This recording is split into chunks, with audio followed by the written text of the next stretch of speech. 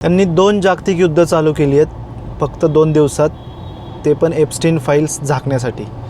फक्त ज्यू लोकांना माहिती आहे की नक्की काय चाललं आहे. तुम्ही हे सगळे डॉट्स कनेक्ट करा जे मी तुम्हाला दाखवतो आहे. फेब्रुवारी 19ला लंडनमध्ये प्रिन्स अँड्रूला अटक झाली. त्याचं नाव आलं होतं एप्स्टीन फाईलमध्ये. फेब्रुवारी 24ला बिल गेट्सने एप्स्टीन फाईलमध्ये नाव आल्यामुळं माफी मागितली. आणि फेब्रुवारी 26ला हिलरी क्लिंटनने देखील एप्स्टीन फाईलविषयीच अमेरिकन न्यायालयामध्ये साक्ष दिली की जे काही तिची बाजू असेल ती मांडली. त्याच दिवशी वर्ल्ड इकॉनॉमिक फोरमचा जो अध्यक्ष आहे बोर्ज ब्रेंट, त्याने सुद्धा त्याच्या पदाचा राजीनामा दिला. फेब्रुवारी 26ला बिल क्लिंटनलासुद्धा अमेरिकन न्यायालयामध्ये साक्ष द्यावी लागली. म्हणजे 7 दिवसात जगातले सगळ्यात मोठे मोठे स्कॅम उघडकीस आले. मग बघा काय झालं. 27 फेब्रुवारीलाच पाकिस्तानने अफगाणिस्तानवर हमला केला आणि दुसऱ्याच दिवशी अमेरिकेने इराणच्या सुप्रीम लीडरला मारलं. 2 दिवसात 2 मोठी युद्ध.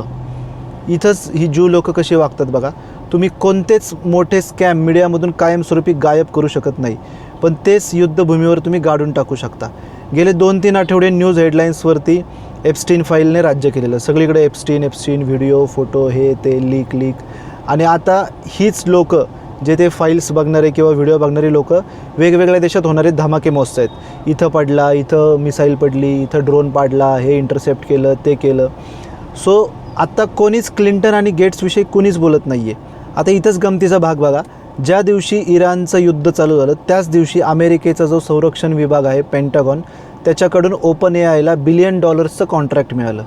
आता ओपन एआय म्हणजे सॅम अल्टमन, त्याच्यामध्ये शेअर्स कोणाचे आहेत तर मायक्रोसॉफ्टच्या माध्यमातून बिल गेट्सचे.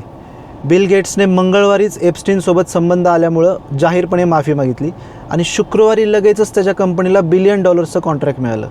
म्हणजे पॉवर आणि पैसा कसं काम करतो बघा.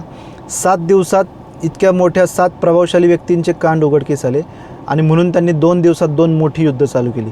आपण युद्धाच्या बातम्या बघत असताना गेट्सला तिकडे लाखो करोडो डॉलर्सचे कॉन्ट्रॅक्ट मिळाले. तो प्रिन्स अँड्रू सुटला आणि तो फिरतोय पण मोकळा. एलिट क्लासला कोणीच टच करू शकत नाही, कोणीच. आपण वेगवेगळ्या न्यूज स्टोरी बघतो, पण ज्यू लोकांनी ह्यातला पॅटर्न बघा कसा शोधून काढला आहे. तेच लोकं मीडिया आणि फॉरेन पॉलिसी कंट्रोल करतात आणि हीच लोकं ठरवतात कुणाचा बाजार उठवायचा आणि कुणाला झाकून ठेवायचं. आपण या शक्तिशाली लोकांना हे करू शकतो का, थांबवू शकतो का तर कुठल्याच प्रकारे अजिबात नाही. ही खूप शक्तिशाली लोकं आहेत. तुमचे माझे हे असे रील व्हिडिओ पोस्ट काहीच करू शकत नाही. फक्त आपण याचे डॉट्स कनेक्ट करू शकतो. आपल्याला वाटेल एखादा स्कॅम उघडकीस आला तर या लोकांना काही फरक पडेल, तर यांनी या गोंधळाचा कसा फायदा करून घेतला आहे ते बघा.